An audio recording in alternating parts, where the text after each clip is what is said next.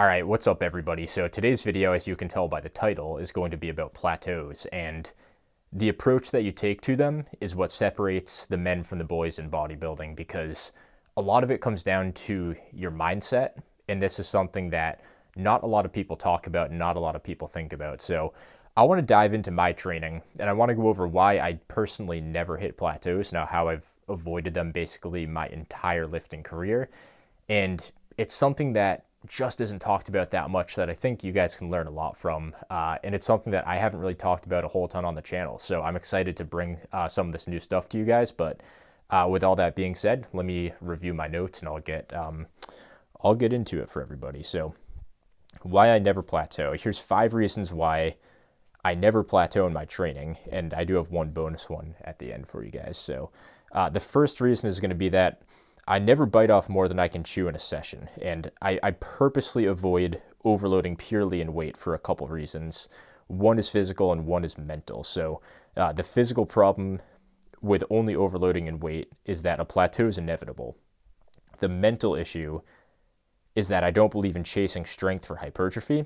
I know I always talk about the practical and physical issues with this on the channel, but today I want to talk about the mindset side of it. So I avoid just overloading in weight, and I know that's one of the most common ways, especially for beginners, to progress in your training.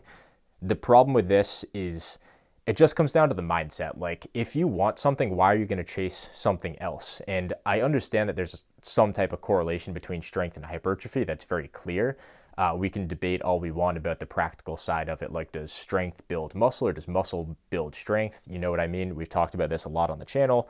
It's a pretty heavily debated topic, but if you guys want to get bigger, like if you're looking to build muscle, it's okay to get stronger and you should be getting stronger, but you shouldn't make that the primary goal. And when you get into these programs where you're just constantly overloading in weight and the only thing you care about is adding weight to the bar, your mindset goes away from building muscle and it goes into getting stronger, hoping that that builds muscle. The problem with that is it takes your spirit out of it. It takes your mental state of wanting to build muscle into wanting to build strength. And it kind of ruins the passion. Like, if your actual goal and the reason why you started lifting is to build muscle, chase that. Don't chase strength. It's okay to get stronger and it's a useful tool in certain situations if you use it properly.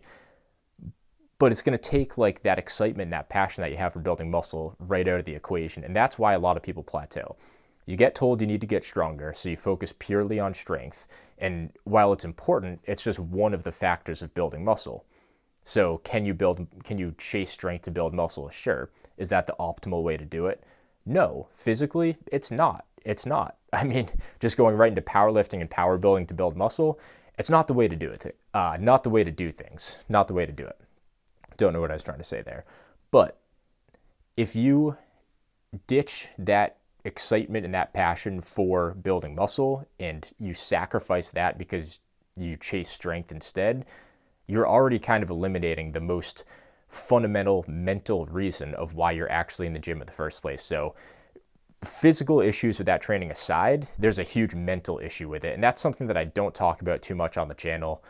And I think that's just as important, if not more important, than the physical side of why just getting stronger doesn't necessarily work, especially long-term for hypertrophy training. So my mental state is in the right spot. When I switched back from power building to actually focusing on building muscle and bodybuilding, I got bigger. Like, it just works. It just works. Even though I'm way weaker in a lot of lifts, I kept growing. I never hit a plateau. And I kept looking better month after month, year after year. So the mindset has to be there. It's because you have to embrace your training. You have to enjoy your training, and you can't be like 1 foot in, 1 foot out. You have to be all in, chasing something that you actually desire. And that's super important.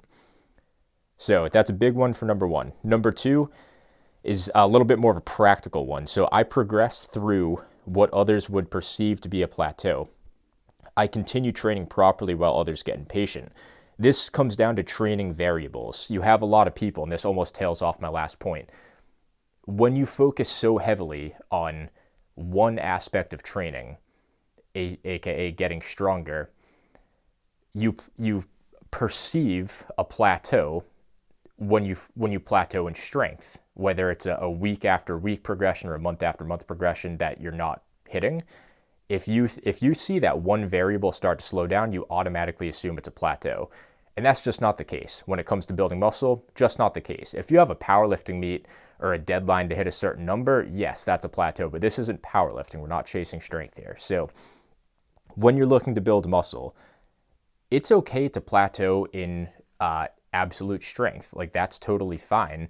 There are so many aspects and so many variables to building muscle that if just your strength for 2 or 3 weeks plateaus, that's not a problem as long as everything else is starting to progress. Like, there's obviously certain times where a plateau is legit, but I'd say 9 times out of 10, people think they hit a plateau before they actually do. And that's because we focus on the quickest plateau you'll ever see in your training, which is weight on the bar. There's so many other variables. I'm not going to get into every single one of them today, but think about reps. Think about reps in reserve, RPE, whatever one you use, it doesn't matter. Rep speed, mind-muscle connection, like the list goes on. The odds of everything being plateaued at once and you actually realizing that is pretty slim. You're probably just hitting a little bit of a strength plateau, and it's probably not even a plateau. It's probably just a slow in your progression, which isn't a plateau. Bodybuilding is slow. It's long-term. Think about, like, just zoom out for a little bit. If your average set of 10 on barbell curls when you first start is 45 pounds, and then by the time you're advanced, your set of 10 is 100 pounds, like, you can only progress so fast. That's like adding 5 pounds, every 6 months or something on average. So most of us don't have the mental ability to zoom out and understand what's actually a plateau and what's just a little bit slower progression. So that's one of the biggest ones here. That's going to be number 2. So number 3, I don't force progressive overload like we've all been told to. I allow progressive overload to happen through automatic overload. So the key here, and you might think that this is just a really minuscule topic, but this is more mental than it is physical. So this relates to my first point. When you focus on chasing strength, you chase strength, and that's what your mind starts to go after. If your goal is to build muscle and you want to build muscle, you're going to do whatever you can, and you're going to come up with these ideas and methods in your head of how to build muscle. So there's different ways to overload. There's different ways that progression happens within your training. The 2 main ways that we progress in our training is going to be 1 through weight and 1 through reps. So what you want to focus on is, I would argue, for bodybuilding, reps. I like to focus on reps, and you can't just keep adding reps forever because then you get into impractical rep ranges and you have to add weight. But weight it's a manual, it's a forced progressive overload. So you make the decision every single time if you're going to add weight to the bar, what your RPE was, and you get caught up in the strength, you get caught up in the numbers. When you're overloading in reps and you're working within a rep range, what ends up happening is your proximity to failure, as long as it's consistent, will basically allow you to overload. So if you hit, let's say, 1 rep in reserve on barbell curls, and you start off at 6 reps with 100 pounds, then eventually you get up to 18 reps with 100 pounds, and your protocol was to train with 100 pounds with 1 rep in reserve, you're not choosing how many reps you're doing. Your muscle mass and your focus in your training determines how many reps you get. You don't try and pick out like, I'm going to do 3 sets of 10. The 10 reps just happens. And if you get bigger over time, the 11 reps happens, then the 12 reps happens. And that is the automatic progressive overload. You're not consciously thinking about, how do I get stronger, or do I need to add weight to the bar? Your proper training and you trusting the process allows the overload to happen. And eventually you're forced to add weight to the bar. That's why I'm such a big fan of overloading in reps, because it's automatic. It's not manual, it's automatic when you're training for hypertrophy. The 4th reason, this is a big one too. This is something that comes a lot down to, I guess, confidence, and it comes down to patience. And that's what separates a newbie from an intermediate or even advanced lifter. And this is what separates the men from the boys. This is it right here. So number 4, I trust the process and keep my fundamentals in check at the same time. I guess, tear that apart real quick and kind of go into that. So trusting the process, it's a double-edged sword, because the first one can be, all right, I'm just going to trust the process, and that's just an excuse to train in a half-assed way. Obviously, that's not what I'm saying here, but you do have to understand your training fundamentals and hold yourself accountable. Like, track your progression in a few different methods. That's going to be pretty necessary, in my opinion. Do your body weight, do your measurements, progress photos, and obviously track your strength progression over time. Those are all 4 great variables. You don't have to do all of them, even though I recommend that if you're taking this stuff seriously. So I trust the process, but I also keep my fundamentals in check to make sure that trusting the process isn't just an easy way for me to get out of my training and just say, oh, I'm trusting the process, it's long term, so I don't need to track anything. It's definitely not that.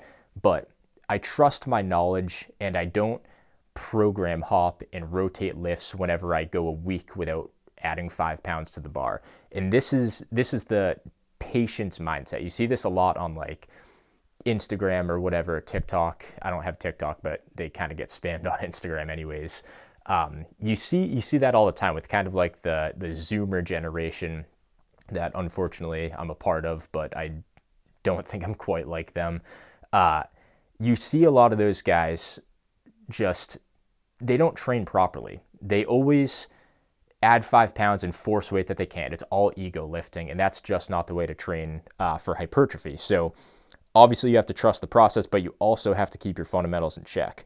And I also recognize that slow progression in one aspect of my training doesn't mean that I'm not building muscle. Like I said earlier, I think it was in point number 2, there are multiple factors, there's multiple variables to hypertrophy training. If you plateau in one of them, it's not the end of the world. And you have to, it's tough to say because plateaus are always, they come in different sizes and shapes, but generally we perceive a plateau to happen before it actually does. And when one part of your training is stalling out a little bit, is everything stalling out? Probably not. Unless you're actually training kind of half-assed, you're probably still progressing in some fashion. So I guess the point that I'm trying to get at here is don't just jump ship on your training and change everything up when you start to perceive this one little part of your training is plateauing. Number 5, and this one's definitely going to be a little bit more out there. This is just something that I think a lot of you advanced and late intermediate lifters can understand and relate to this a little bit more, but I instinctually rotate lifts. My protocol is similar to how a pro sports team changes over time. This is the best analogy I could really think of, and I think it makes a lot of sense. With players slowly going in and out, and you never realize a full roster turnover until you look back. So my program works the same way with the lifts within the program. So being able to instinctually rotate lifts, it's a skill that you learn over time. Like you can't I wouldn't just say that to a beginner and be like, oh, just instinctually rotate. Like you have to have experience. You're not just you don't have the instincts when you first start lifting. It just doesn't make sense. So basically the analogy that I just gave you, I'm sure some of you get it already. It's pretty straightforward.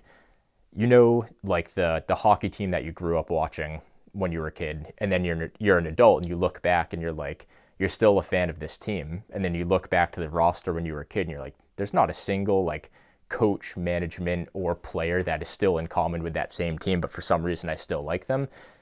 It's the same thing with my program. Like my program's pretty much entirely different than when I started, but over time, I'll rotate one lift out every now and then and rotate one lift back in. So there's 2 deciding factors for this, and it's the same as the sports team. So let's say you have a hockey team and you have a winger that's starting to slack a little bit. That person's probably going to get traded away.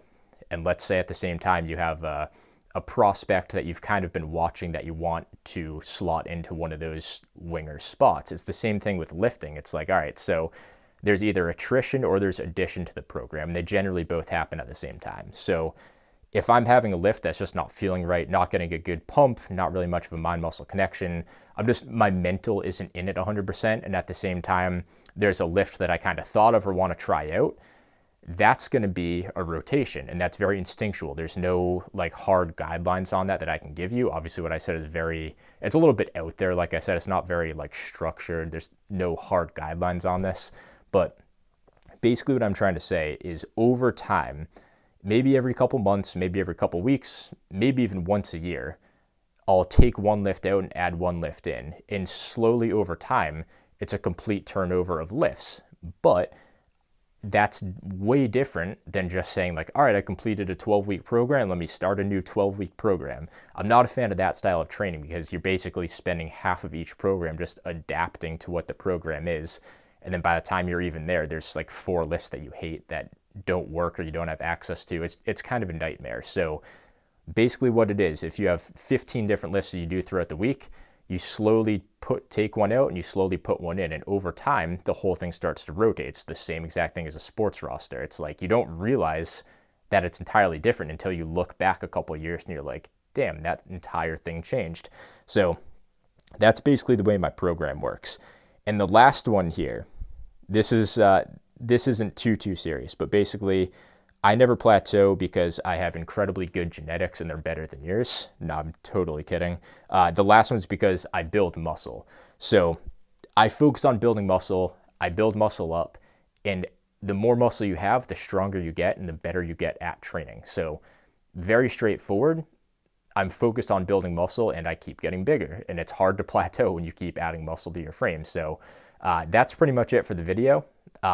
If you guys have any other questions or comments, definitely let me know. I'm happy to connect with you guys. So yeah, I hope you enjoyed, and I hope you guys learned a couple things from this too. It's definitely, so a lot of the stuff you have to learn through experience, not just teaching, but I want to make you guys aware of it at the very least. So if you have any questions, let me know, but that's it for today.